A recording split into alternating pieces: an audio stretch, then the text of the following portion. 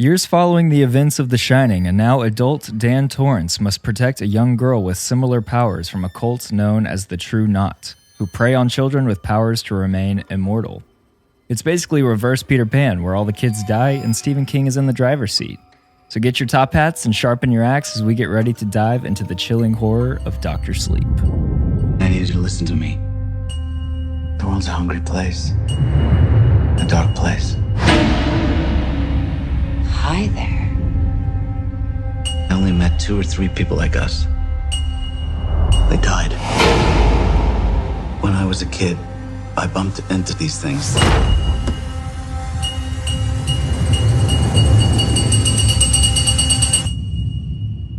I don't know about magic. I always called it the Shining.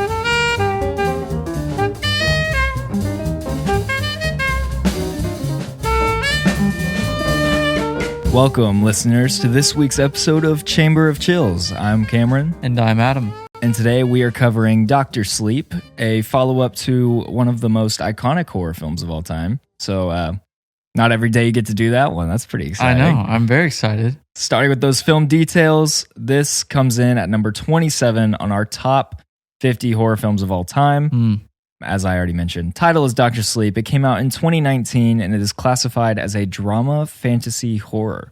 That's interesting. That is interesting. It is rated R and it is directed by Mike Flanagan, who also directed Haunting of Hill House, Hush, and Oculus.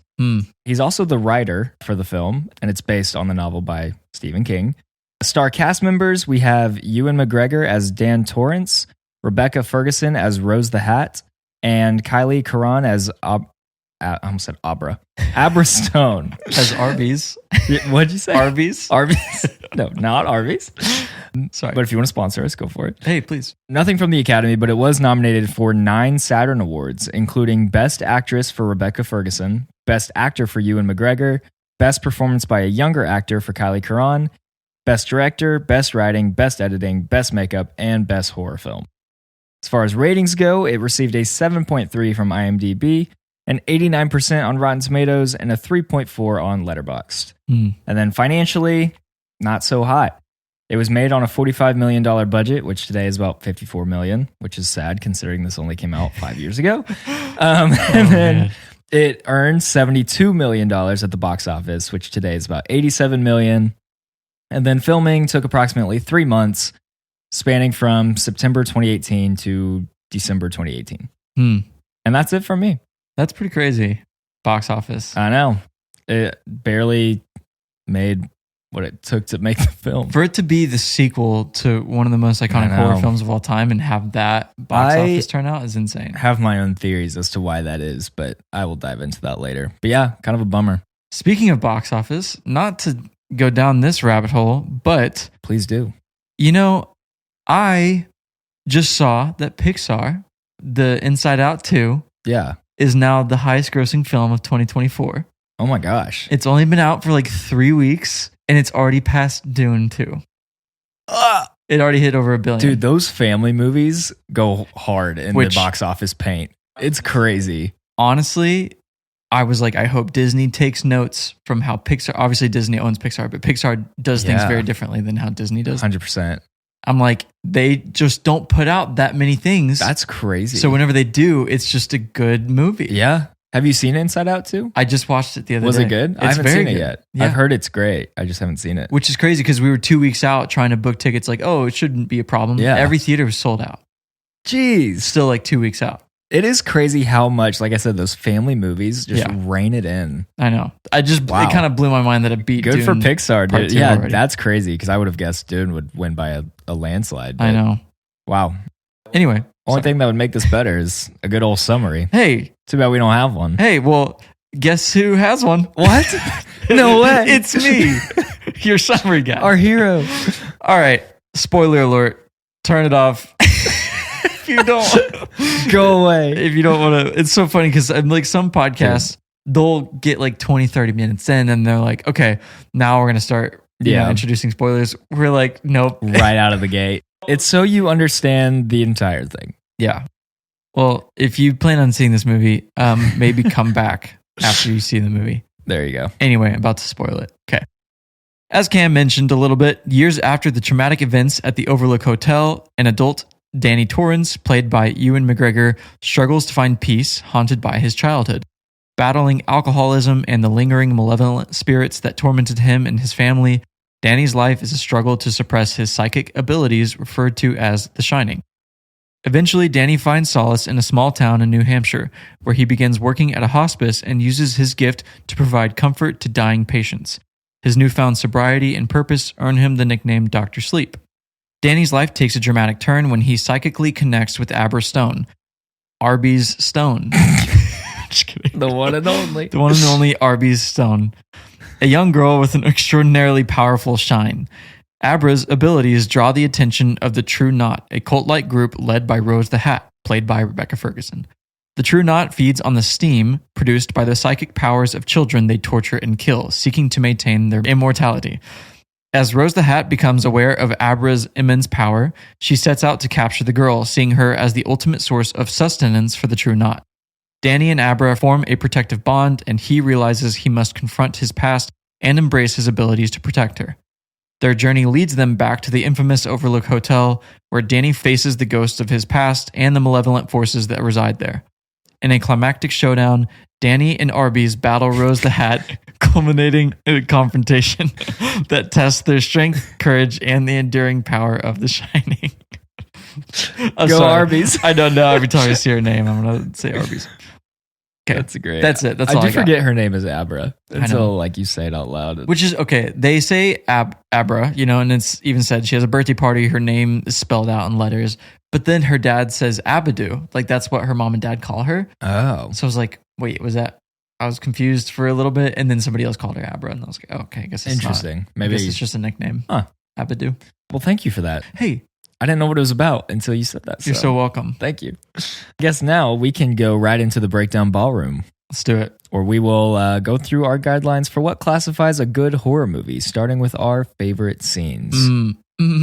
Right out of the gate, I really liked the scene with Violet. Cute little girl. So sad. I love that actress. Also, Haunting of Hill House reference. Yeah, also Haunting of Hill House.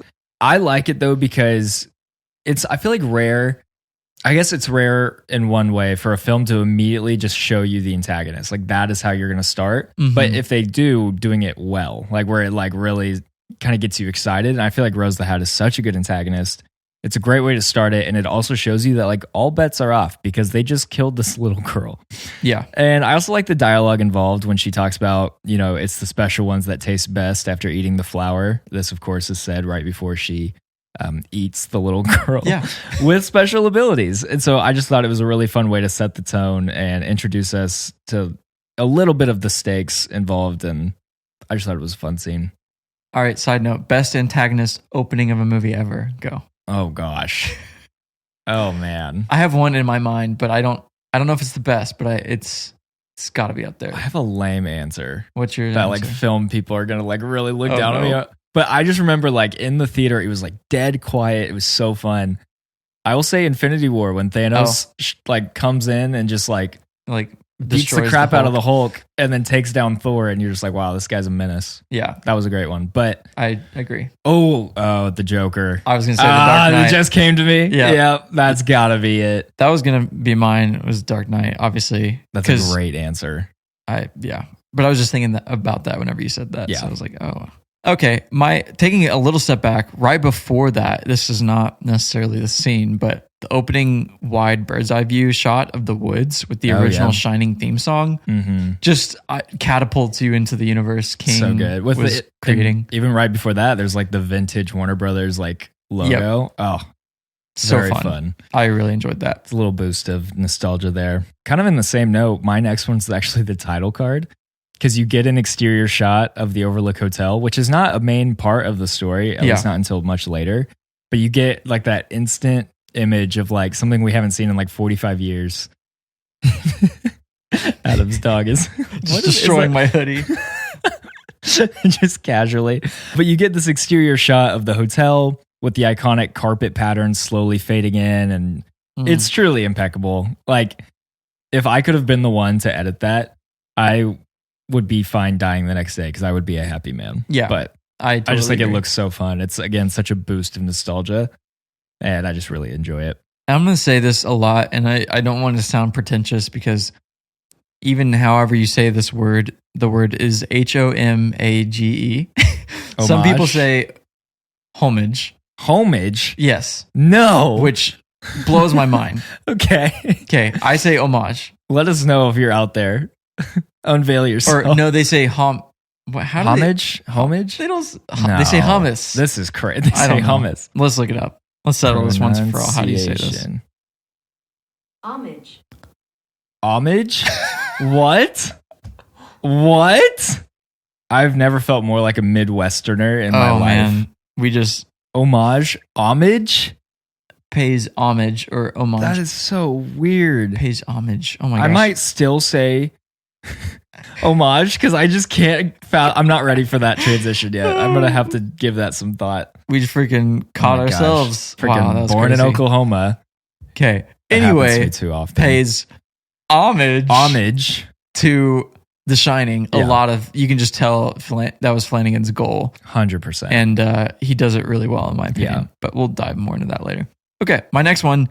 The nightmare of Danny back in the hotel and the door opening to the old naked woman was such a great callback and play on nostalgia, which you already kind of said that. Yeah. Which that led to the title card, didn't it? Or was that? I think it was right after, maybe. Oh, or okay. actually, I I can't don't remember. know. Yeah, I don't remember either. Never mind. Maybe they are interconnected. I do love that though, because again, it just like reminds you of like the greatness that comes from The Shining and like how we can Yes. expect something similar, or at least some callbacks here. Yeah. So I enjoyed that as well. It's kind of hard for me because this film takes a lot of time, just like marinating. And I do like love a lot of that, but I didn't want to I could have gotten into the weeds and just handpicked so many little moments or scenes. So I kind of jump ahead to like the next big one for me. Okay. I said number 19, the baseball kid. Mm.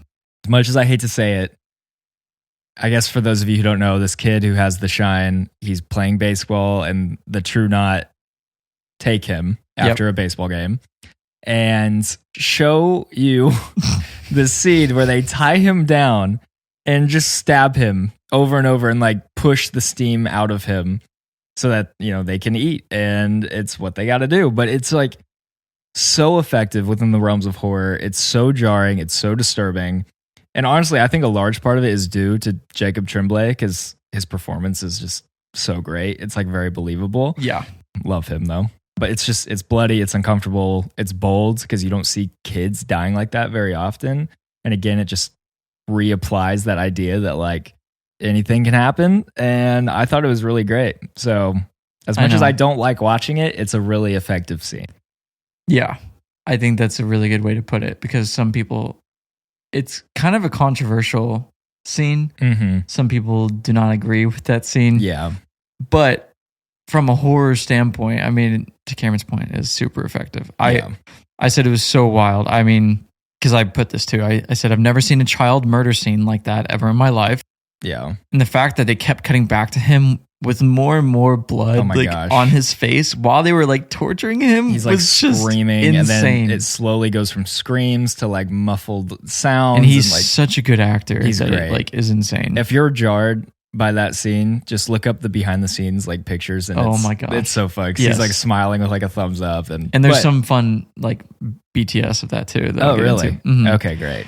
But not only that, but that the other girl and Danny were like woken up in the middle of the night of that, like during that scene, and then the red rum being cracked into the wall of Danny's apartment. Oh my gosh. It was like everything just kept building, and it was such a chills moment. I love how everyone's like connected in that way. Like anytime something happens with one of them, the rest feel it, and they can like almost sense, the other people around them, even if they're like miles and miles and miles away. Yeah. I totally agree. It's like such a culmination of like all of these things coming together. And then, seeing Red Rum, you know, in the mirror and turning to see murder. It's like so cool. No, I really enjoyed that too. I agree. I was going to take a step back though. The doctor's office where Danny talks with Dalton about his watch. Yeah. I was like, this looks really similar to the office that was used in The Shining. Like identical. And it, just skipping ahead, BTS, it is supposed to be identical. Yeah. Well, and I was like, crazy. I was right. Yeah. Looks like, I mean, to a T, like it's crazy. Yeah. I love little details like that. And some people actually, I was reading, which we can talk about more later, but like some people were really pissed off in the way that Mike Flanagan implemented so much of Kubrick's world, because it's like essentially a Stephen King story. And he tried to like make both sides happy with this film. So some people did not like all the actors he chose, like reflecting so similarly to like the original actors. But I think it's kind of fun. Yeah. Like, I think moments like that are just enjoyable. I agree. So my next one, I titled Rose's Flight. This is just when Rose uses her abilities to like astral project herself to Abra's room in an effort to gain insight into like where she lives and learn more about her. But Abra knows she's coming and kind of prepares for this and sets this little trap. Yeah. And as Rose kind of, you know, goes in thinking she has the upper hand, she starts to sift through Abra's mindscape, which is represented by this filing cabinet. And Abra then just like slams the drawer shut on her hands and like forces her out of her mind and like hurls her back to her physical body. But I like this scene because it's just really fun visually. I love seeing Rose like flying high above the cityscape. Yeah. But it's also the first time we see like Rose and Abra like interact, which we now know does not end well for Rose, as her hands are mangled by the filing cabinet. Yes. But it's kind of a hard scene to also describe. I was thinking this because I think your sister came in like right at that scene. And I was like, man, for someone who like doesn't know what's happening, they're probably like, what on earth is this scene? Yes. Because Abra has like the blue wig and the blank face and like it's a trippy scene, but I just really enjoyed it visually and stylistically. So I'd venture to say if you walked in on that scene, you wouldn't know who the villain is. No, you probably, yeah, that's true. Because Abra's eyes are like, yeah, they're like sockets. I was gonna say, yeah, how would you even describe that? But so I like that scene a lot too, and like you said, the visuals of Rose gliding over the world almost looks like her on top of the earth, scanning almost. Yeah, is very interesting. But yeah, I put that too. My one after that was the ambush scene. Yep. Just so many people die, and I remember the first time I was like, oh my gosh, I was not expecting all of them to die. It happens like so fast. All but the Crow and Rose die from the group of killers. Yep. And then both Billy and Abra's dad are killed. Yeah. And then the way Billy dies is so quick and heartbreaking. It's so frustrating because it's so fast. And he's such a good guy. And you're like, oh my gosh. So that was a sad but nice touch. I said the exact same thing. I think just having those two characters, specifically the dad and Billy, it's like, so jarring. And again, I love that Flanagan was not afraid to kill people off. Yeah. As you guys know by now, that's something Adam and I always pinpoint in a film. And I think that doesn't mean kill everybody, but like, don't be afraid to like kill off some really strong supporting characters. And they definitely did that here. Yeah. And it sucks, but you know, raises the stakes, makes it a lot more interesting. So I agree. My last one actually, and again, I could have picked so many little scenes, but trying to save everyone's time here. But I said The Overlook. For me, seeing this in theaters, it was just like a dream come true because I freaking love The Shining. So just hearing that music again and seeing the hotel on the big screen, it's powerful. It reminds us that this hotel is the heartbeat of the narrative. It's almost like its own character. It's kind of how I was thinking about it. Yeah. It just like propels everything forward and you're just anticipating this ending and this climax. But seeing it again 45 years later, I say that like I was there 45 years ago, but like seeing it is like so fun. And again, just waves and waves of nostalgia. And like honestly, I have to give props to the set designers because I know the original soundstage like burned down. So I think Mike Flanagan he did something to like rebuild. He had the blueprint of the original. Oh, that's right. Yeah. He outline. got it from like Kubrick's estate. Yeah. Yeah. So like rebuilding that. Oh my Dude, I know. gosh. So cool. Big kudos to the production design team. Yeah.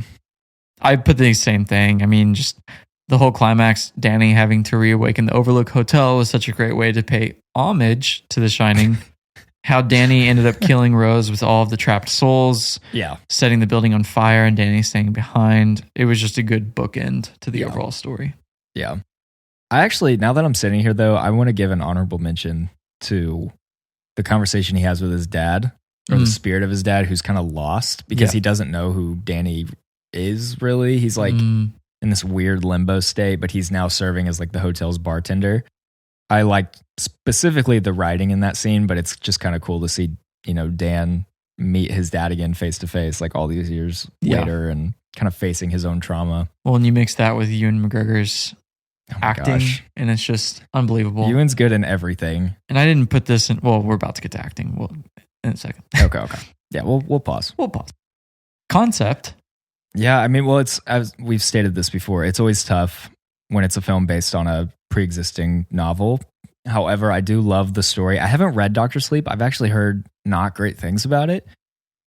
I don't know. I can't vouch for it. Yeah. But I do think Flanagan does a tremendous job in adapting it and bringing it to life. And if he did, because I haven't read The Shining either, which is so criminal of me. But I'm if kind he of truly, surprised you haven't. I know, honestly, I don't know how I haven't. I think because I just love the movie. Yeah. And I know they conflict so much. Yeah. I've like already picked sides.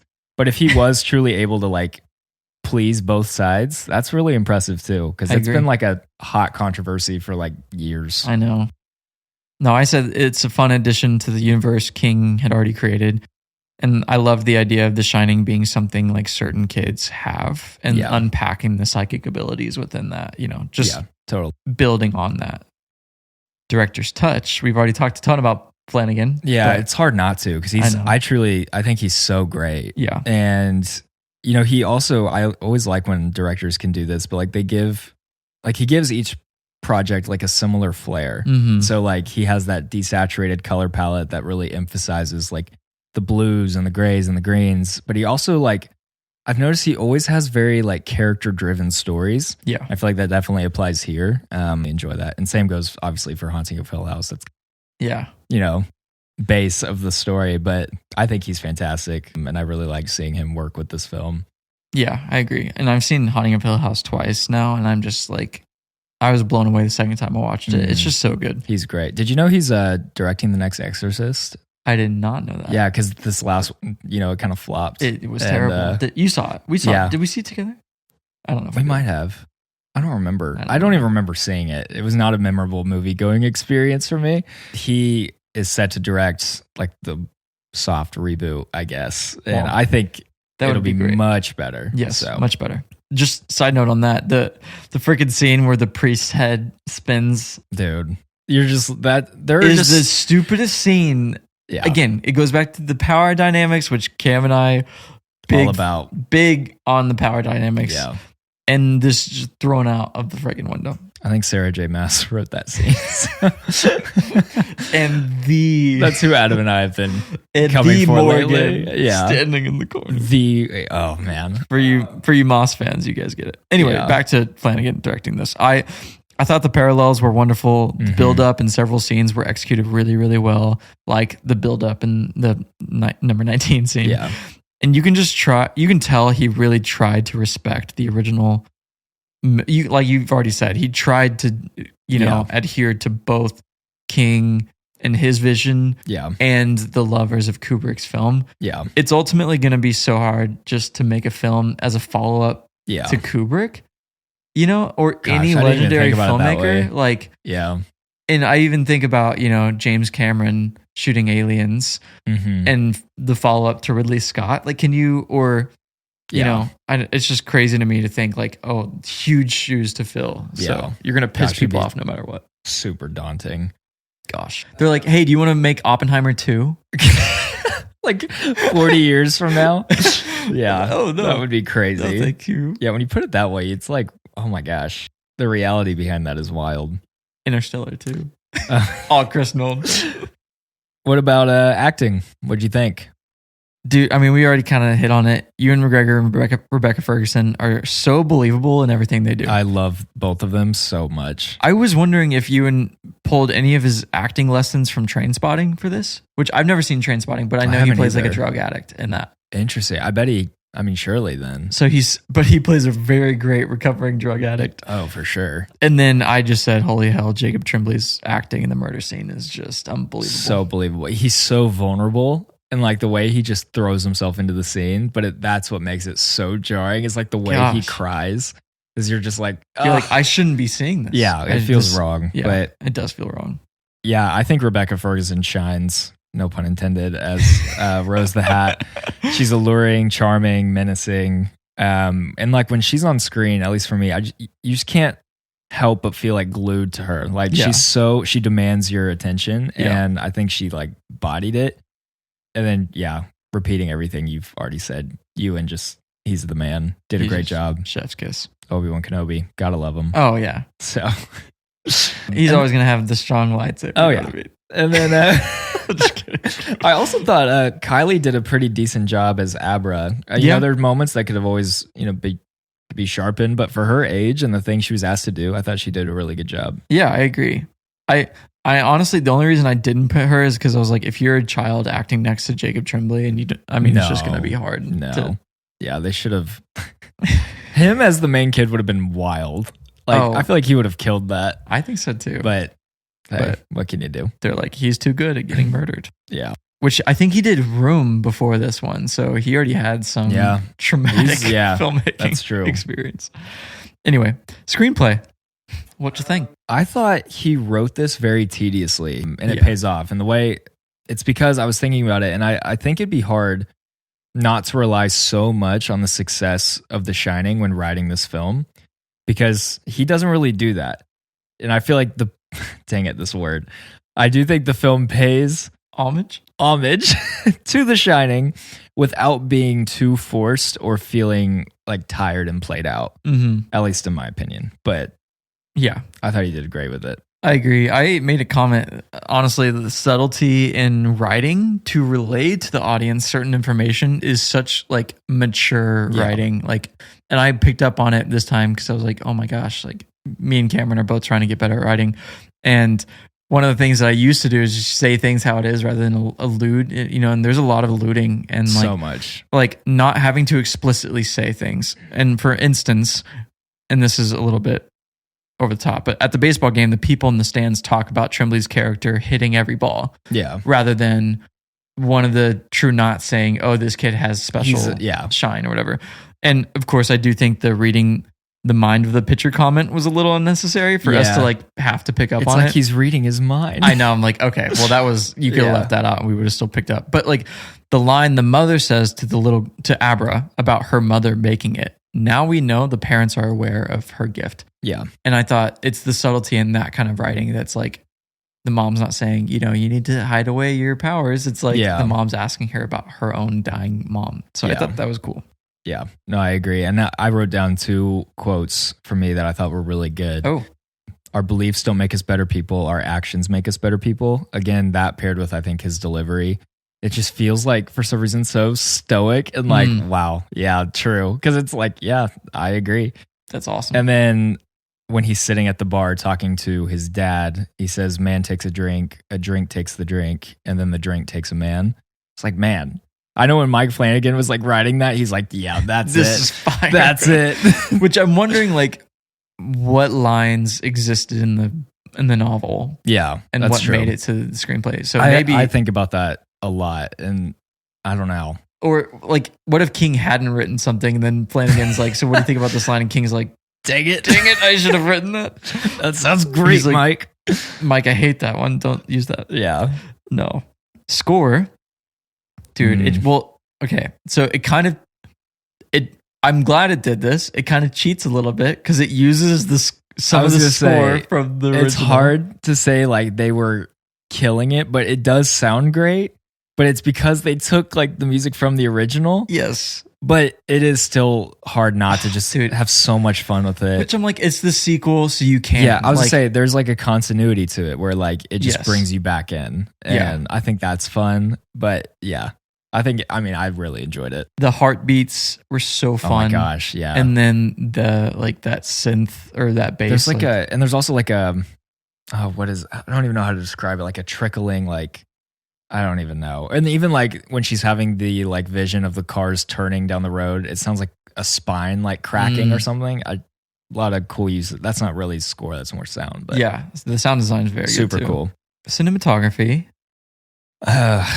I kind of touched on it earlier, but I thought it looked. I do love the familiar color palette. It does look a lot like Haunting of Hill House, and there are also some really fun, effective camera movements. So I'll give it a thumbs up. Yeah, I thought my favorite like practical effect was the rooms tilting, and I was like wondering how they did that.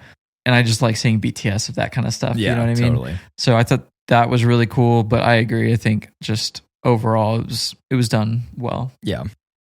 Overall impact, which I don't know how everyone's gonna. Maybe this is a hot take in its own right. I think it's an excellent sequel. I do think it's severely underappreciated. I think Flanagan was so great in adapting this, and I know it flopped in the eyes of the studio, and you just don't hear a lot of people like talk about it. Yeah, but I actually remember, because I follow Mike Flanagan on Twitter. He's pretty active on there, which is kind of fun. But he tweeted a long time ago. Someone like posted an image or like a screenshot of Rose like flying over the city, and he gave like a little like BTS to that, and he was talking about how seeing that scene in theaters was so bittersweet for him, because on one hand he was so proud of the final product and like seeing it in a theater was so rewarding, but then the bitterness came when he looked around and like the entire theater was empty, so he was like super bummed because like his baby's like, it has come to life. It is on the screen, but no one's there to appreciate it. And I was like, gosh, that would suck. Ugh, that hurts my heart. But he's proud of it. And that's, we're proud of you, Mike. So, man, and I know you said you had some thoughts. Like, was it a marketing thing or was it I don't know. That's crazy. I guess I'll just like I'll allude to it now. But like, I feel like The Shining, this is the only thing I can think of. I actually have talked to a lot of people who have not seen The Shining, which I guess that can apply to a lot of like classic horror. People who are just not horror fans are probably not going to take time to watch the classics. But I think the problem lies in The Shining being like a psychological horror.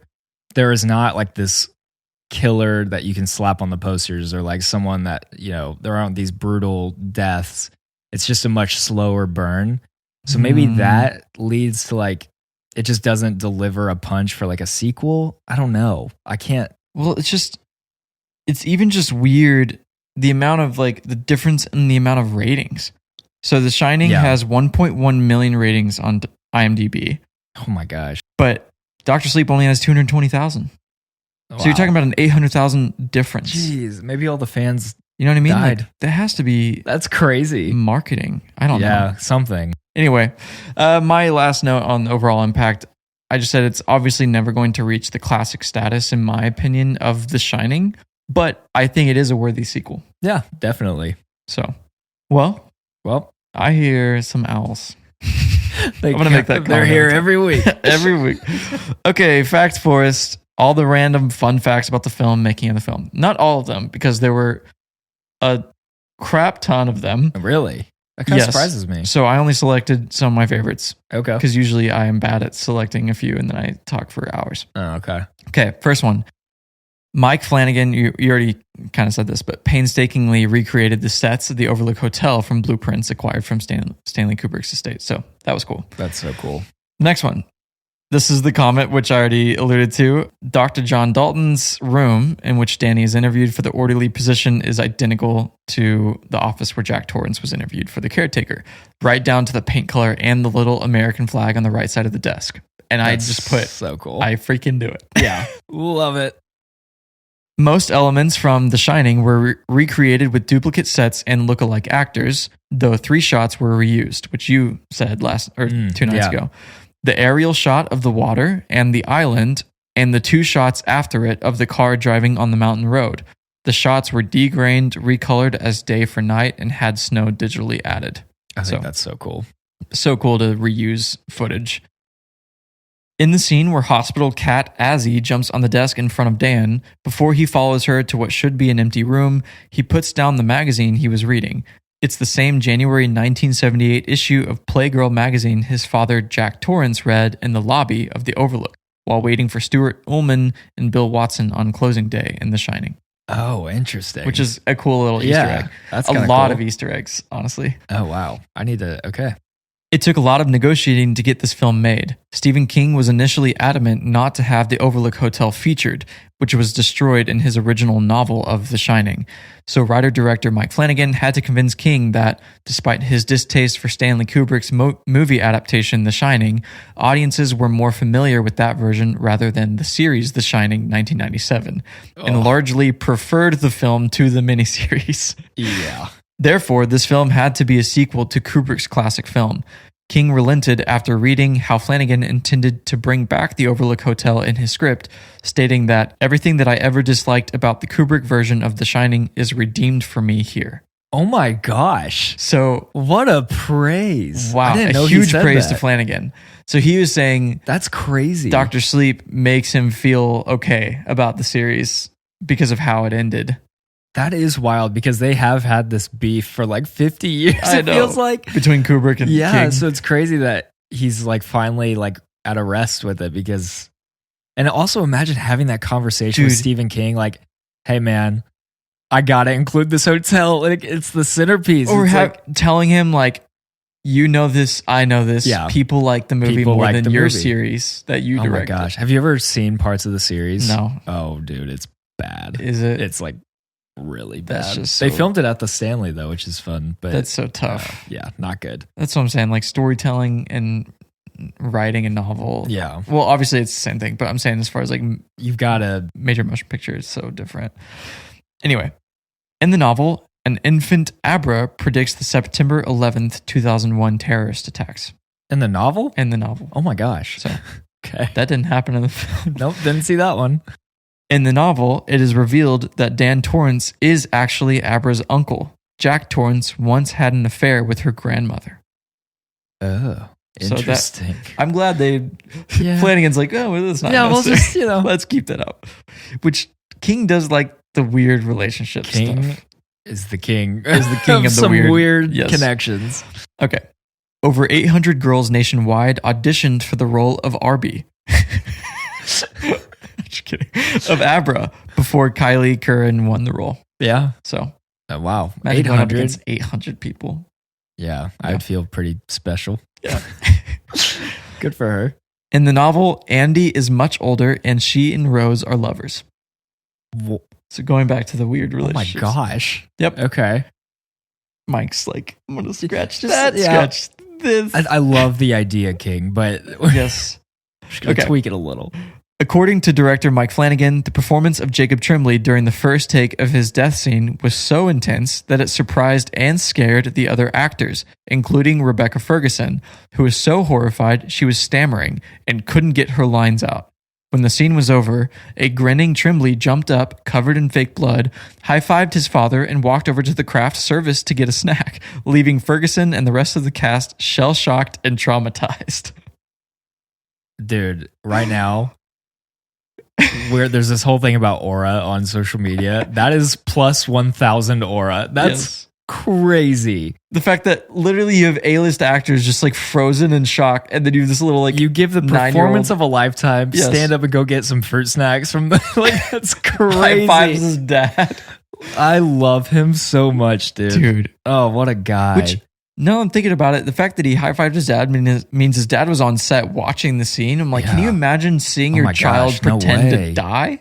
I mean, I guess if he's getting that bag, you I guess do so. whatever, You're like, but yeah, oh my gosh, anything for the bread. that's crazy. But I did see a video before all of this about Rebecca Ferguson talking about that experience. And she said she started to tear up. And she said, I don't know if there's a shot or not, but she said she had to like turn her head so the camera could not tell she was like tearing up Oh my gosh. because it affected her so much. Because she said something about like people told her it was going to be like intense. She was like, of course, I mean, it's acting, whatever. And she said as soon as it started happening though, she was like, I can't what? do this. Yeah, it's like crazy. That's so interesting to hear like the behind the scenes of that because it is again such a disturbing So moment. brutal. But I guess it makes sense. Yeah. Wow. And then on top of that, Mike Flanagan has said that the murder of the baseball boy is the most difficult thing I've ever had to film.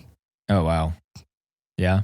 So, I mean, I'm assuming that was I'm assuming A, it's in the novel, and B, he felt like obviously I had to kind of adapt it in that way. Which is funny because you hear about like things in the novel like it that didn't make it to the movie because of how like weird and jarring it was. So Mike's like, I'm going to push the envelope just a little bit. Yeah. And King's like, finally something that's crazy is going to the screen. Okay. The sound of Dan's car driving onto the bridge in the woods on his way to the shootout is actually the sound of little Danny's trike on the tile in the halls of the Overlook. Oh my gosh. Is that not crazy? Yeah. I thought that was so sound interesting. design is wow. They're like, really important here. That's another cool. Easter egg, but in the sound design. Yeah. Okay. Last one. The scene in which Danny first helps a patient sleep takes place inside room 217. This was the equivalent of room 237 in the novel The Shining, but was changed for the 1980 film as the actual hotel owners were afraid guests wouldn't want to stay in room 217 after the film. After the film's release, it became their most requested. Yeah. I think we should stay there. So I think we should absolutely stay there. Record an episode in room 217. So cool. Didn't you stayed at the Overlook? I stayed in room 217. That's right, yeah. Or it was not the Overlook, but cool. Stanley. Yeah, what it's based on. So freaking cool. Yeah. But that's awesome. We should definitely stay there. Oh man, that's so cool. Which, okay, this doesn't make sense to me though. Okay. It says this was equivalent of room 237 in the novel. So I don't understand that. Wait. They said because 217 is the room like helps. I don't know. I'm confused by this. Wait. They were afraid people weren't going to want to sleep in that room. Yeah. Wait. So did they change it from 237 to 217 so that people would not be afraid to sleep in 237? Okay, so 237. Oh, okay, wait. 217 is the number in the book because that's the number of the room he stayed in real life at the Stanley Hotel. I see. But then the Stanley was like, nah, don't make it 217 in the movie because then people aren't going to want to stay there. So Kubrick changed it to 237. So at the Stanley, they still kept it 217? Yeah. Though? Okay. Yeah. Because I was going to say, like, okay, that it'd be crazy if people were like staying in the room that I know was like twisted. Anyway, that was my last one. Cool. A lot of fun ones. Yeah, that was awesome. Which I know you already knew a ton of those, but I'm surprised I didn't. That's why I enjoyed it so much. I had not heard a lot of those. Oh, I'm glad. Thank you. Hey, you're welcome. Pleasure of a lifetime. Now moving up to the Mishap Mountain. Yes, sir. My first one just says the garden hedge maze with snow is clearly not cold or using real snow as it was in The Shining. The texture is off and all the actors do not have visible breath as it is typical on a winter day. Yep. I did notice that. Like when she was walking, it just looked wrong at her feet. Yeah. And then they didn't have the cold breath and I was like, yeah, you can really tell. It happens. That was one of the ones I put, but I'm glad that you said it. Hard to probably film in a good chilly location, so yeah, gotta cheat it a little bit. No, I know. Well, in my opinion, at least put some some special effects to make them look like they are breathing in cold air. I don't know. Yeah. My first one that I caught, some of the nosebleeds were like immediately dry. Like the grocery store where Rose is pushed back, she gets a nosebleed. Oh. But then like it's a close up of her face and the nosebleed is like super dry. So I was like, that was just like a makeup issue. Huh. Yeah, that's a good catch though. Hey, thanks. My next one says the rifle that Dan uses to shoot Snakebite Andy is a 45-70. If she had really been struck in the upper arm by one of its rounds, it would have essentially severed the arm below the impact point. She certainly wouldn't have been walking around holding it. I was like, that's fair. Yeah. I was also wondering though, I do feel like in that scene, maybe I'm just justice for Billy out here. I feel like she has a little bit of plot armor though, because she gets shot like twice. Yes. And like the other ones, as soon as they get shot, they die instantly, which obviously it's a matter of where you get shot. But she gets shot in the arm and then she gets shot in like the neck and she like holds on to it just long enough to say like kill yourself to Billy. And then he does, because that's like her power. I guess we haven't explained that. She can like make people do things with her words. But I was like, come on, don't let her live that long. I feel like that was just to get it out. For the sake, I know. I guess, it's the way the cookie crumbles. Yeah.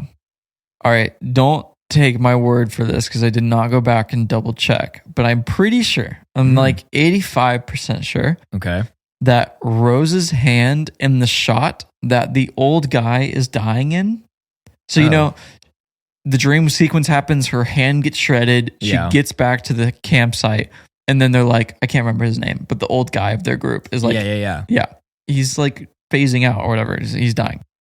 So she's like standing over him, and I'm pretty sure her hand that is supposed to be shredded is in one of the shots, and it looks just completely normal. It looks fine. Yeah, so I was like, I'm pretty sure I caught that. Some continuity there. I might be wrong. Don't judge me if I'm wrong. That's a good catch. Oh, we're into the change chamber. Oh, yeah. Is there anything that doesn't make any sense? I got holes in the plot. One, I guess my first one, I thought of this as well. Classic. Saw it on IMDb, so took it from there. But they said, it is surprising to see Dan and Billy kill so many members of the Knot so easily when the members of the Knot are supposed to have lived for thousands of years. Mm-hmm. Knowing that they are possibly walking into a trap and given their history of living for so long, they should be smarter and better prepared at hunting or when facing an obvious ambush scenario.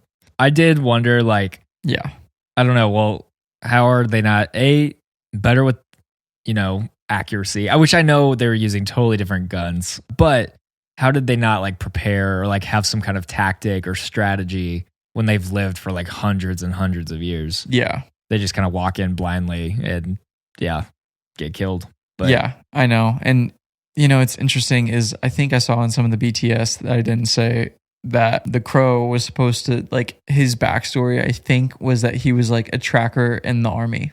Oh, interesting. Or something like that.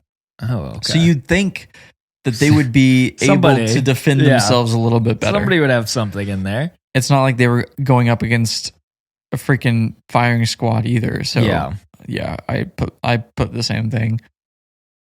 One of the ones, I guess this is kind of more Mishap Mountain, but it didn't make sense to me that pale 15-year-old Andy wakes up on the beach and she's just not red at all.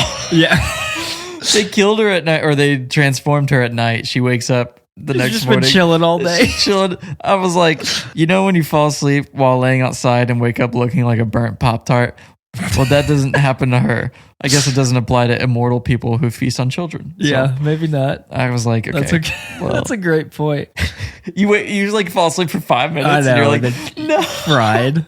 Oh, that's the worst. You wake up in one of the Red Lobster's tanks. Yeah. What a great comparison. Oh, man. I said for my next one, I feel like there are times where if you have not seen The Shining, it could be confusing. Just because they don't really provide much explanation for like why certain things are the way they are. And they honestly don't, which I didn't need this. I saw a lot of people like complain about this. A lot of people wanted more on like the true knot. But like I kind of already got what I needed. I was like, okay, they've just been around forever. I agree. They eat children and stay alive. Yeah. Like you don't really need a whole backstory. Yeah. But I do think like the shine itself, maybe provide a little more there for like the audience to understand. But I mean, that's kind of just getting nitpicky. I think it was honestly, and how many times can I say I love this movie and The Shining, but this one was hard for me to find like some good plot, mistakes. Because I think Flanagan is a great writer. Yeah. That's not to say it's a perfect movie because there are things that we will touch on in a second that I think could have been better, but finding holes in the plot was kind of difficult for me. I was going to say, I didn't find a ton of holes in the plot. I just found like little nitpicky things. I was like, my next one was little Brad walking home alone from the baseball game. Yeah, totally. And he's like, it's 2019. I was going to say, it's like modern day. Yeah, it's supposed to be modern day. And he's in the middle of nowhere, and he's like 8 years old. Yeah. I just felt like that was a little bit of convenient writing. Yeah. Because that's how they get him in their van or whatever. Yeah. But I'm like, I don't know. That just felt That's a good point. Interesting. So whenever Danny first hears from the little girl from Abra, that the True Knot cult are on the hunt for kids with the shine, he kind of just shrugs it off like it's not a big deal. Like at first on the bench, like the bench scene. I guess that's true. And he didn't even know that they existed though until now. So that's why I'm like, he's like, just stay out of it. Mind your own business. Yeah. But we have no recollection of him actually knowing that they existed. I'm like, realistically, if he had just found out about this group, then he'd be like concerned Wait, even like- about his Yeah. own self, Like, you know? who? What are you talking about? Yeah, Like, that's. A I need to great look point. into them. Like, you know what I mean? So, I didn't even think about that. That's a great point. Because I guess, yeah, you just kind of go in thinking, oh, he already knows, and he's seen things, but that's interesting. I'm also wondering how they never explain this, and she even brings it up. Like, how did we never know about you? Like, how do they never know about Danny? She mentions that, but I guess you doesn't really ever do have to explain. wonder, like, how did they miss that? Yeah. And then my last one, kind of going back to the ambush. Even if the crow's trick was to show up at Abra's house, which is what he does, why did he not only send like 1 or 2 people into the woods to track Abra? They wouldn't have all died. Like, he basically sends all of them to their death, and he's the only one that goes to her house. Yeah. Why did he do that? I guess. Yeah, I don't know. I don't know. You just gotta say, I don't know. Like, he was like, I have tricks of my own. And then he does capture Abra. So his trick worked. But in his trick working, he sent everyone else to their death. Yeah, I guess that's true. Which obviously resulted in quite a loss. Because now they're... And 90% of their group they're being out destroyed. of people. Is there anything we would change about the film? So I guess I already kind of talked about that. Just I would add a little more on like the abilities, psychic abilities, I guess. And yeah, now that I've been presented with this idea of Danny knowing more about the True Knot, I would have liked more there. Like, how does he know about them, or does he not know about them? And Yeah. something like that. I did say, which this, I'm not saying this is what I would have done, because I think the way it is fun. But it gets into the sphere of fan service. However, I remember seeing this for the first time, and because I love The Shining so much, I was like, oh man, like when they show up to the Overlook, I was like, I bet his dad is going to play a big part in defeating Rose, which I don't know if I would love that. However, it would have been cool, I think, in some ways to see a moment like that where like helps Dan. Like maybe she gets out of that moment with all the spirits, and then there's still like, Jack is somewhere. But at the other end of that, I kind of like Jack Torrance just being the antagonist he is, and that would kind of give him like a redeemable moment. And Yeah. so I'm actually glad he didn't do that. But I do think in some weird fantasy world, I'd like to just picture what that looks like. Even if it wasn't in like a hero trying to save his son, even if it was still his spirit, like maybe she breaks away and then she turns around and she just stops. And then like the There's camera one pans more. around and she's got like an axe in her head from Jack Oh Torrance. yeah, that would have been crazy. You know what I mean? Something like that. His That's what I spirit. mean. You could workshop it, but Yeah. that's the fan in me just like imagining like some fanfic version of how Yeah. it plays out. 100%.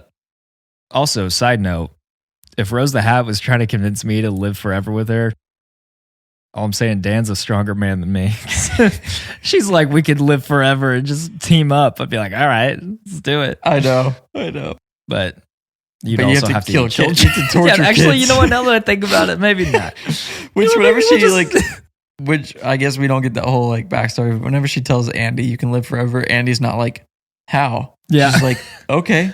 Yeah. And it's like, okay, well, if she says how, she's like, you could have to torture children. Yeah, that is kind of one thing. Like, I didn't love, and I think I may have talked about that in the acting part, but Snake by Andy was just like, she's one of the only characters, I guess her and then Wendy, like playing the mom. I didn't. Which, like, I was going to say, now that I'm thinking about it more, it doesn't make sense to me that Snake by Andy was like protecting kids from child predators. Oh, and then yeah. goes And then she's a freaking hypocrite. to freaking torture She's children. eating them. Oh, that's a great point. That Yeah. doesn't make any sense. Interesting. No, yeah, good connection. Anyway. Okay. What about you? So here's the thing. Okay. Okay. I would change the entire ending, Whoa. but I would keep a lot of the stuff that you Okay. that is liked. Okay. I'm so interested to see, because I know you've cooked up something. Okay, just listen. Okay, this Okay. is going to be kind of long. I would make the big showdown of killing the True Knot cult happen at the very end. While I enjoyed the climax, The fact that Rose the Hat was already bested like several times by Abra and she was considered to be the strongest already showed Abra being kind of OP. Yeah. She was like overpowering. It's not going to be everyone. A huge challenge. So then they go and literally kill like all the True Knot cult, but one of them in 30 seconds, which felt unrealistic, which we've already talked about. Yeah. And it was like if you were playing a video game and the first round is the hardest boss and you beat them, and then the rest of the game, you're like, what? That's a great analogy. You know what I mean? Yeah. So here's how I would have built it up differently. All right, let's hear it. First, have it be normalized in the cult for Rose to delegate finding kids with the shine instead of her being the main one locating the kids. Okay. Which this is kind of alluded to at the baseball game because the crow is there, not Rose. But I'm like, she's the one tracking down Abra, nobody else is. Yeah. So delegate to other people. Second, don't have Rose be the first one trying to get into Abra's mind or track her, which I know is like a gift that Rose has, but give somebody else that gift and have them be the first one. And then start with the less powerful True Knot member who is not Rose, maybe like Andy or something. And then she is bested by Abra. Like the first trap dream sequence, and Andy gets her hand ripped off or something. Okay. Third, up the stakes by making the crow and maybe one other cult member decide to go after her, and then have that scene be the trap sequence, either where they get shot or make that the car death sequence. Okay. So then, basically, now you're up in the stakes. Rose still hasn't intervened, but now Rose's second in command of the crow now dies to Abra. So now Rose is just heated up. Yeah. And we haven't seen Rose try to kill Abra or get into her mind yet. So now we're like anticipating this big battle between Rose and Abra. Yeah. And then, lastly, you introduce Rose, now fueled by absolute rage at the loss of two of her members, one of them being the crow, now taking the situation into her own hands. This leads to the big climax of her and the rest of the True Knot team emptying the steam canisters, the whole team, and chasing Abra, Billy, and Danny to the Overlook Hotel. Danny then decides the only way to kill all of them is to unleash all of the spirits from the get-go, which leads to them having to fight both the hotel spirits and the True Knot. Then have the final scene with Rose actually happen in the maze, with her being the last one standing. Okay. So that would be how I would end it. That would be wild. It sucks hearing things like that too, because like, damn it, that would have been so cool. I do love this idea of fleshing out this Stanley a little more, obviously, or not the Stanley, the Overlook. Yeah. We keep it, yeah. But like giving the hotel more time to breathe and to show the spirits and the ways that they work in The Shining, but just in different ways this time, that would be super cool. That's I'm still caught up on, it feels like a boss battle, but like it's not really like a boss battle. Like I wasn't intimidated by Rose after she was bested twice. Yeah. You know what I mean? And she's supposed to be the strongest. So I just thought if you waited, had her send other people and they get killed, and then she's like, I'm going to destroy this little girl. Then you're like, is she actually going to kill Abra? We have no idea. You know what I mean? So anyway. Interesting. Okay. Casting. I must have skipped this part. I just scrolled down and it's freaking blank, and then it just goes to the next part. But I can tell you right now, I think Rebecca Ferguson, I don't know if I could picture anyone else playing Rose the Hat. I think she just, she did such a good job that that's just who Rose the Hat is to me now. It is her. Yeah. Ewan McGregor, I would not have changed. Mm-hmm. The only thing now, like we talked about earlier, it is interesting to think about a world where Jacob Tremblay is, the main kid. But yeah, I can't think of anything really right now that just shouts at me. Yeah, I said, which I agree, like I wouldn't recast Rebecca Ferguson. The only thing, my only beef with her is she's so pretty. Yeah, and so it's like hard to see her as this like child murdering villain. Yeah. But I don't think that's her fault. I truly think, I just wish that the True Knot cult was scarier. Yeah. But that's like less casting and more costume makeup effects. Yeah. So that's a good point. Least favorite part of the film, I said probably the power dynamics between Abra and the True Knot cult, because I just felt like Abra was OP and the head of the cult was bested immediately. So I was like, That's a good point. I think I might say Snake by Andy of everything. I think she had a lot of potential. And I don't know if it was the actress or the way she was written. I don't know. But I felt like if anything, maybe she was overacting a little I think bit. she did overact. There were just moments where you're like, okay, you feel a little silly right now. Like it's just a little, I just can't like take it seriously. And she would like say things in a certain way that you're just like, I don't know. Yeah. So I think she's like the only thing that takes a little bit of a step back, but she's not terrible. Yeah. No, I agree. Title of the film, movie poster. Well, considering Flanagan didn't have a choice, I think it still works well. Yeah. Has an interesting sound to it, delivers a nice code of ambiguity. You're like, okay, what's this about? Is it about a doctor? Is it about a like? Yeah. But then you find out it's just kind of what the patients at the nursing home called him. Yeah. But which, dude, now that I'm thinking about it, maybe the title hurt. Because nobody knows, unless you know The Shining and you know Stephen King's novels, nobody would know that's true. A sequel to The Shining. However, the poster... So it's King's fault again. It's King's fault. No, the poster, though, it's obvious, in my opinion, but not everyone's going to get to see the poster. Yeah. So, I don't know. Like, you hear, hey, you want to go see Dr. Sleep, and you know nothing about Stephen King? What the heck is that? I would be like, no, I don't really care. Is this like an anesthesiologist? They're like, what are we dealing with here? Yeah. Anyway, that's funny. I do like the idea of a completely different title as opposed to like The Shining 2 or something. Yeah. However, while I agree Dr. Sleep is I think it's a really cool title, and I'm sure it makes more sense in the novel. Yeah. It isn't a super important part of the film. Yeah. That he like treats his patients before they die. So it felt kind of forced in regards to the screenplay. Yeah. As a film.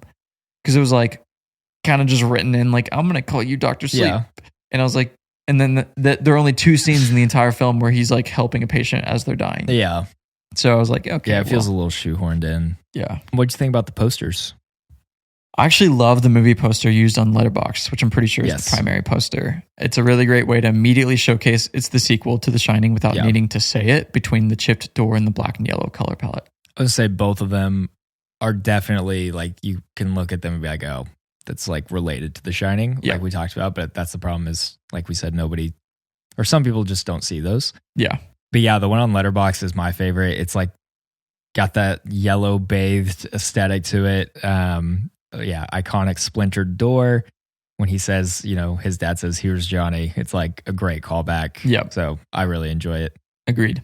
What would be a worse name for the film title? These are definitely not my How many best. you got this time? No, I have 3. You have 3. I have 1. Okay. I'm really lame this week. Honestly, I'm sure it's better than all of mine. So I'll just get mine out of the way, and then you close us out. I said, like, when we get to this part, I just never want to say it. I know. I said Dr. Night Night.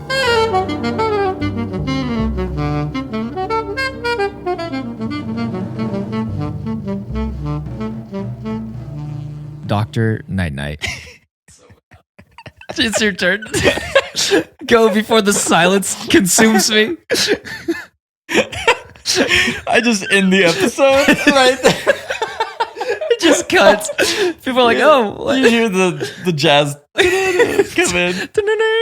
Dude, what if I pretend? I'm going to totally pretend. Like, that would be have the so jazz funny. music coming in. Just kidding. You totally should. That'd be hilarious. I should. I'm going to do it. Mine, really bad. Dr. Sleep in the Multiverse of Madness. It works. Which, funny enough, whenever Cameron and I were talking about this movie, I accidentally called it Doctor Strange. Which is crazy because a horror director did make Doctor Strange. That's Sam true. Raimi. All right, my next one, Dr. Doolittle's Revenge. My third one, Danny's Torrance. Okay. Okay, moving on. Okay, next one. Danny's Torrance? Like, possessing? Oh my gosh. We need to be sedated. I know. And locked up. All right. It's Hot Takes Halloween time. Love it. Favorite reviews, Dr. Night Night. Dr. Night Night. Starting with the 10 stars. My first one comes from Justin Peterson, who says, as a huge fan of the Shining movie and book, I was unsure what to think about a sequel coming decades later. But I must say that I absolutely loved the expanding mythology of The Shining that director Mike Flanagan delivers, in addition to paying tribute to both Kubrick and King's version of the story. Do I love The Shining more than this? Yes, of course. The atmosphere and the tense moments of that movie are masterful. But it is fun to see Dr. Sleep do a great job of building off our love for The Shining and create a whole new experience that complements it instead of just giving us nostalgic pandering. That was a good way to put it. That's a great way to put it. Yep. I like that. Thanks, Justin. Thanks, Justin. Mine, I did not credit any of mine, so I'm so sorry. It's all good. From IMDb. I usually do Letterboxd, but I did IMDb this time. Oh, okay. Way better than I was expecting. I was saving this film aside for quite a while because I assumed it's just another horror movie. I don't scare easily, so I find the horror genre kind of boring. And I finally watched it yesterday. Well, the truth is, it's more fantasy than horror, and I was surprised by how brilliant and enjoyable it was. Yeah, so fair enough. Short and sweet. My last one comes from Horror and Gamer, who said this and Blade Runner 2049 are proof that waiting a long time for a sequel pays off. Ewan's performance alone deserves an award. I mean, it was perfect. To anyone who is a massive fan of both King and The Shining movie, go see this now, 10 out of 10. That's there good. you go. I agree about Ewan's performance. Yep. My next one, amazing sequel. After the epic movie, The Shinning, they put 2 in. What? The Shinning? The Shinning. I never expected the sequel to be like it's just that. a razor scooter. Just like hitting people's shins. So dumb. I'm sorry. Okay, continue. Are we going to make this movie? The Shinning. The Shinning is just a shin. It's just like a razor scooter on its way to whack somebody. I'm done. That's so good. Okay. After the epic movie, The Shinning, I never expected the sequel to be like that. Perfect balance, very good scenes, and mind-blowing. Nowadays, you can't find such a good horror sequels, especially when the first movie was a masterpiece and keeps being in the top list for years. Awesome movie for those who are fans of that kind. And another amazing job from King. Very well articulated. Okay. Nice. And then you've got my last one. Your halfsies. Greatest horror sequel of all time. Don't listen to the trash reviews on this film. Do not read any reviews until after you watch Dr. Sleep. Only true Shining fans will fall in love with this masterpiece. Wow. So, I was like trying to think of I'm going to say I'm pulling them up sequels. right now. I'm like, Creep 2 is up there, dude. I'm not seeing many great ones. I mean, the first one that comes to my mind is like Aliens. I was going to say Aliens. That's like the classic. Scream 2 is a classic. Scream 2 is a great one. Okay.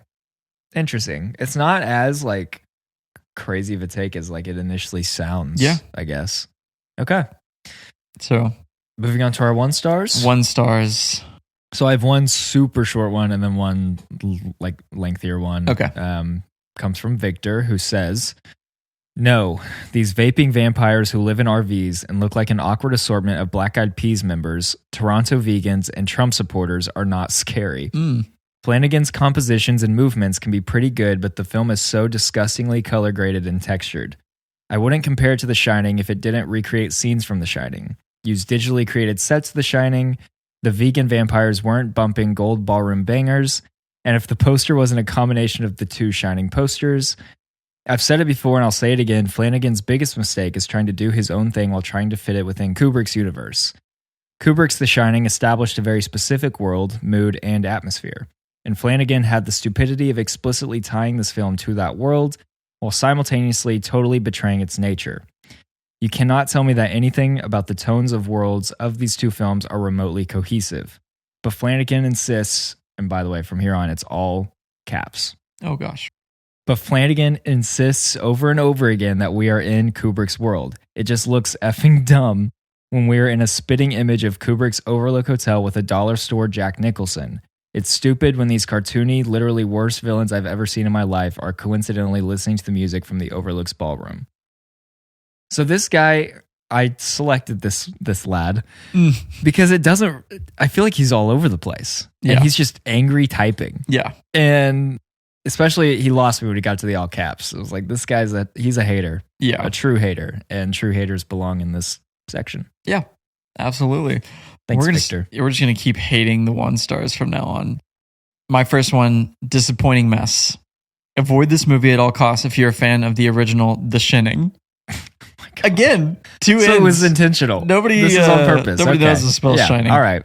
If you're a fan of Stephen King's drug-induced crap, the fictitious drivel that qualifies as a book nowadays, then I guess you'll waste your money on this no matter what. Rose the Hat, is that supposed to scare anyone? Really?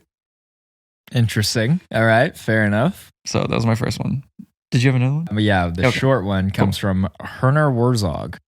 Yeah. Oh. I've met him once. Yeah, what a guy. He said, unwatchable and incredibly boring. Insult to Kubrick. King probably liked it. I love all the... Well, I don't love. I appreciate King, but it's funny to hear all these people taking jabs at him. It is so funny because it's like Kubrick, the one that Kubrick likes, King doesn't like, but is the one that did really, really well. Yeah. Box office wise. Yeah. And then the one that King I know he's likes, bitter about it. Yeah, I know. It's crazy. Okay, my next one. There needs to be a rating for violence against children. I rarely rate anything, but The Shining wasn't overly violent and was a lot more cerebral. The ghost baby in the beginning has no use to the plot. It just sickens you and serves as a catalyst to hate the main character. I don't know what they were thinking, but there needs to be a rating for violence against children. Oh, wow. I think that's fair, actually. It is actually fair. And then I have one more. A little longer. A decent horror movie that significantly suffers from Gus Van Sant syndrome. Oh. I didn't go into this movie with plans of hating. I wanted to like this, and I was genuinely enjoying the movie when it was original. If you casually like The Shining and don't know much about movie making, you'll probably love this. If you've studied The Shining countless times and have an understanding of Kubrick's editing and filming style, you will hate this movie. They seriously recreate all of the most iconic scenes with crappy parody actors standing in for the Torrance family. They reuse original footage from The Shining and touch it up with CGI snow and hotel damage.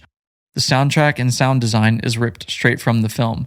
It constantly uses dissolve edits without understanding why and when Kubrick would. I'm very quiet during movies, and there was a scene at the end that seriously made me scream F you at the screen. This movie is disrespectful to the hard work and dedication of every cast and crew member of The Shining, especially Shelley Duvall. Interesting. So, gotta love Shelley Duvall. I know. Okay. Eesh. And we had some haters this week. Piping hot ones. Okay. Now on to our hot takes about the film. My first one, not super crazy, I don't think. Maybe I always have to gauge like from your reaction. I said I think this is Rebecca Ferguson's best role. Personally. Okay. She's been in the Mission Impossible. The Impoppables. Mission Impossibles. She's been in Dune. And I don't know if I can pinpoint her in anything else. So The Greatest Showman. Oh, yeah. Greatest Showman. And actually, there was another one with Hugh Jackman recently. Oh, I didn't see that one, but I know what you're talking about. I think she's fantastic, but I think this is just her best role. And it's not super hot because I have not seen, like, I'm sure her entire filmography is much larger than what I just listed, but she doesn't have a ton of screen time in Greatest Showman, but like the way that she is actually not singing and she looks like she's singing, I think that is true. Her performance is really great there, but I didn't think about that. I don't think that's too hot. Yeah, it's pretty mild on the spice level. Yeah, very mild spice. I made a note before I go into any of mine. I obviously disagree with most of the negative reviews. Okay. But I will say there are a few things I slightly agree with. Ooh. I personally love Mike Flanagan, especially his work with Haunting of Hill House. But there are a few things that with his like style and how he tried to pay homage to it, I was like, okay, I'm not a huge fan of that. Yeah. One of those being, I actually wasn't a massive fan of the color grade. Really? Yeah. Because, and you know, I have some spicy takes about the color grade. No. But it felt like it was like trying to be modern, but still pay homage to The Shining as a classic. But there are certain shots like in the Overlook Hotel that felt very classic, but then it would cut to like something out of the hotel and it would feel modern day. Kind of take you out of it. Yeah. So that was one of them. I think that's fair. Like I kind of agree with using different actors to play the same roles. It just, especially whenever you're talking about freaking Jack Nicholson. Yeah. Like just tough shoes to fill. Hard to do that. No, I think that's fair. I actually, on the color grading note, I will throw you a bone because the only time it doesn't work for me is at the Overlook because I love the way the Overlook looks so much. And I do think it clashes a little with the color grade, but they obviously have to stay consistent. So yeah. And I made two more sub comments. The crossfade transitions, I thought like I liked it because I was like, oh, it's like how Kubrick did it, but it kind of felt a little forced. I get that. My next one's very subjective, so that takes away some spice. But I just said the Overlook Hotel is my favorite set in the history of film. I love the style and the way it makes me feel. We're all about feelings here. But truly, there's something, I don't know why. I just love the hotel. I love seeing it on screen. All the interior shots are so fun for me. And that's so great, again, in this film to see it come back. And the fact they rebuilt it and it looked, pretty similar is really fun. So totally. Yeah, I don't think that's too hot. My next one, I know it's in the genre, but it does feel a little bit more fantastical to me than it does like horror, which goes back to what you were talking about of like The Shining is this psychological horror. Yeah. And this is more fantastical drama with elements of horror. Yeah. So it didn't really match the caliber of a horror film like The Shining does. And I would say it still belongs in the top horror films, but maybe more so as like kind of like a monster flick than a psychological spirit type flick like The Shining falls more into. Yeah, no, that's a good point. This one is more about, I guess, storytelling. So, and I guess it more is about Stephen King. And I don't know if I've said this actually, now that I'm thinking about it. Hopefully I'm not reusing a hot take. You can tell me if I am. No, it's okay. Stephen King has a brilliant mind. Yeah. I think he's a super talented author and he creates very interesting stories. But I think filmmakers can take these ideas that he comes up with and makes them better. Yeah. Because I have tried to read The Shining. So I can't say I've read it because I've tried reading it. And I guess I just remember being like 100 pages in and I feel like there was no development. Like I was like, this is just repeating. And he's a very slow writer sometimes. And I think that can be great. I'm not saying, throw in hooks around every corner. But then same goes for Misery. I love that film as well. And trying to read that one, I don't know. It doesn't work for me. And then when I heard about all the things in it that were obviously not put in the film, I was like, okay, this guy, I gotta, give credit where credit's due. He comes up with crazy great stories. I just don't like his versions of like, I like when other filmmakers take his ideas from the novels and like adapt them. And not to say everyone is a hit. It's just traditionally my experience with Stephen King. Well, I've only read one Stephen King book and it was The Long Walk, and I actually did really enjoy that. But it does seem in the grand scheme of things, especially with the films or the adaptations, like his concepts are incredible. Yeah. The execution of those on like in major motion pictures. Yeah. Just very different. And it's like the subplot, like I know in it, there's like the mentioning of like the space turtle thing that like is, and then the kids like all doing the thing, it's like, okay. Yeah, we don't need to see that. Don't need all that. Which, on that note, I don't think King should have taken Dr. Sleep fantastically. Oh, interesting. It felt like it became a superhero / X-Men type storyline as opposed to like a supernatural psychological story. Yeah. And I think that there could have been a way to build on the psychological nature of The Shining without it being X-Men like. Yeah. And it kind of, I just think that makes it lesser of a film. Like I'm saying, I think the film would be higher up on our list if it was done in a more psychological horror way. Well, I was going to say that's the only thing that does kind of suck is like one thing I really love about The Shining is how isolated it feels, which obviously reflects the characters as they are isolated up on this mountain. But the plot feels isolated in that it is not this big, big story thing. Global, it's just, it's like specific to this part of the mountain in this building with this family of 3. Here, it's more of like a global it's, I don't know, it feels bigger. And I don't always like when you take such a great concept and just expand upon it. Can work sometimes, but. Yeah. This may not be much of a hot take, but it feels way more like Stephen King's version than it does Kubrick. Mm-hmm. Considering they had much debate and King hates The Shining. Yeah.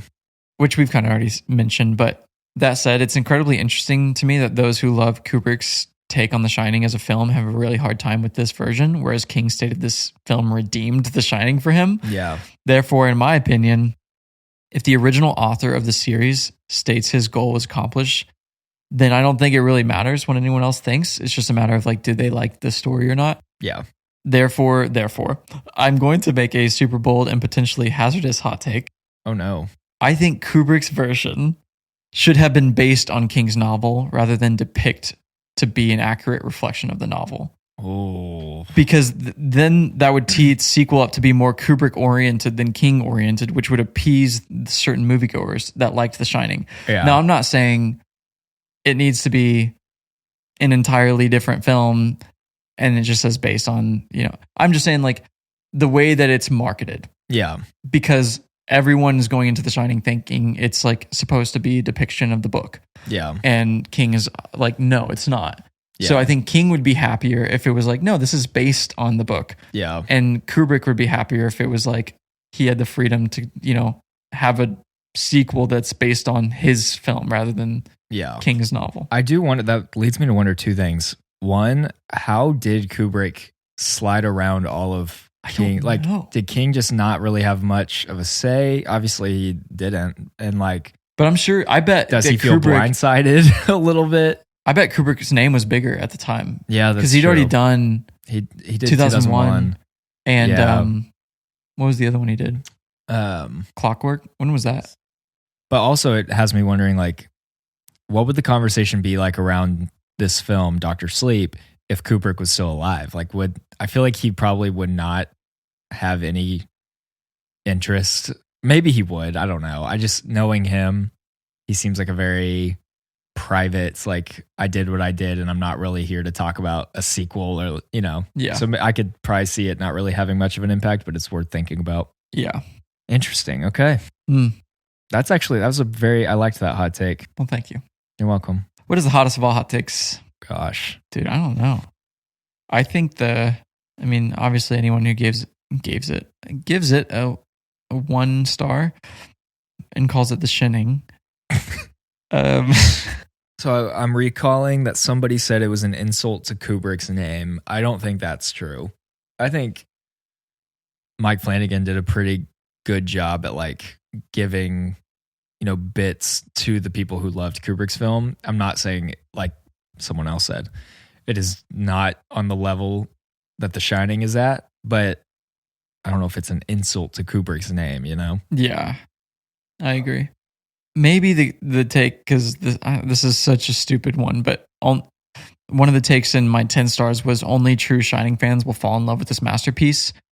Yeah, that's a good point. Because I disagree. I think that I disagree with that. If you're a true Shining fan, then you're going to kind of rip this apart more, kind of like we have been ripping it apart a little bit. But it's still, we're still respecting that it pays homage to The Shining. No, I think that's a good point. I mean, Charlotte, she has seen The Shining once, so she didn't like study it or take notes. She forgets movies so fast too, but then she saw Dr. Sleep and she's like, yeah, it's good. Yeah. Do we agree with the IMDb rating of 7.3 out of 10? I said I would give it just a tiny little boost, but I'm biased. I know. I said 7.6. Okay. I think it's a great adaptation. And I think Mike Flanagan, one thing that I will always appreciate is if I can tell that like you put a lot of work into it. And I feel like I could tell that here. So I keep hitting my mic. I hit it with my chin and I hit it with my nose. 7.6 for me. I said in regards to like specifically horror, I'd say 7.3. But in regards to like the film as a whole, because it's talking about the fantasy and the drama, especially because of the acting and Flanagan's take on the adaptation, I'd bumped it up to 7.5. Okay. So we're pretty close. Yeah. Chill factor. What is the best part of the film? I'm actually really curious to hear your answer on this. Well, actually, I kind of know. That's so tough. Because I know you love the Overlook. I do. So I was wondering if that was like your favorite part. I feel like it has to be. Yeah. Like I toy with others, but like I think it has to be. Like I just, again, so the first time I saw this, I went and saw it with my dad and we like got beers at the theater and like brought them in and I just reclined in the seat and sipping on the beer, seeing that scene, I was like, oh my gosh, like we are back at the Overlook Hotel and movie going experience. So excited. Yeah. So I think just it's got to be just being reintroduced to that presence again is really cool. Isn't it interesting that like certain scenarios or situations like heighten a movie? Yeah, for sure. Marin and I saw Jaws at the drive-in like a couple years ago. And that experience like just changed. I mean, I already loved Jaws, but yeah. After that, I was like, it's one of my favorite movies. That's like one of the best ways to see it. Oh, it was awesome. Anyway, my chill factor of the film. I actually said Okay, this is controversial. The murder scene, baseball boy, not because of the murder of a child. Yeah. Because I hope of not. the build. Yeah. The build that it did and the parallels between raking Abra and Danny up in the middle of the night and then seeing Yeah. Red Rum on the wall. I just like, that was the only time I literally got chills Yeah. in the film. And of course, like Tremblay's performance in that scene, I was just blown away by. So Yeah. because of that, I would say that scene. I think that's totally fair. That's a great answer. I said runner up is McGregor's performance. Yeah. Just That was the one I unreal. was toying with because he's so good. I also, this is like a really weird comment to make, but I told my wife this after. His voice is really great. Like Yeah. it has like an extra layer to it in a weird way. And I've actually said the same thing about Jack Nicholson at times when you hear him just like speaking. I don't know, which sounds so dumb. But like when there's just something to the voice that like is captivating. And I Yeah. think Ewan has that and he's great. Anakin. Oh my gosh. Kidding. Love that guy. No, I was going to say, have you seen Big Fish with Ewan McGregor? No, I have. It's on my watch list on Letterboxd. That's a great movie. Have you seen musical Moulin Rouge? Moulin Rouge? I have not. Oh my gosh. I've seen it like the musical. I haven't seen the film. Because he's in that. Isn't that oh my gosh, the guy who did Elvis? Austin Butler? The Baz Luhrmann. yes.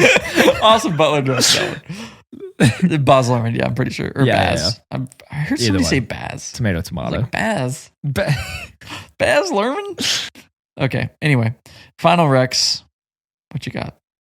Again, I am biased. I would recommend this film. ... Right after I recommend The Shining, as I do to everybody. But I do think this film is worth watching. It's not super scary. So even people who don't love horror can dabble in this one. I think it's just a fun ride and it's interesting to watch. But it is long. It's the only thing. Like if you're not down for like a 2.5 hour movie, then shy away from this one. But I think if you go into watching both of these films like back to back with the perspective of like one is a psychological horror and one is a fantasy drama horror, like knowing that and preparing yourself mentally for that, you will really, really enjoy your experience. I was gonna say, if you could watch The Shining and then like 2 weeks later, like sit down and watch, like give it time to marinate, and then you get back into like the story with Dr. Sleep, that'd be kind of cool. I agree. But Where can I watch this? you gotta rent it. Must. You must. You must On rent. YouTube, Apple TV, all the classics, really. Amazonian. Yeah, the classics. Oh, okay. Well, that wraps up Chamber of Chills, number 27, top horror film of all time, Dr. Sleep, 2019. Ooh. Thank you guys for listening to our 26th episode. Feel free to DM us your hot takes about Dr. Sleep to us on Instagram at The Chamber of Chills or email us at podcast@thechamberofchills.com. And now, the riddle for the next film we are reviewing. I actually forgot what the next one is. I'm interested. In a house secluded where peace is sought, a poet and his muse by love are caught. But visitors come bringing chaos and fear, turning sanctuary into nightmare unclear. With symbols and allegories the tale unfolds, nature's fury, humanity's greed it scolds. A cycle of creation, destruction, and sight. Name this film where tension takes flight. This is going to be a gnarly one. I haven't seen it. Oh man, dude, I'm nervous for you, but I'm also excited because how crazy. It's going to be a crazy film to unpack, and I'm also like, you're going to have a ton of fun with the BTS. Oh, I can't wait. It's my week for BTS. That's great. It'll be fun. Oh, fantastic. All right, don't forget share your podcast with us. What is your podcast? Share our podcast with your film loving friends and join in on the action. Also, if you do have a podcast, share it with us. We'll listen. All right, that's all we got. Thanks for listening. Stay tuned for what's next on Chamber of Chills. We'll see you guys next time. Bye.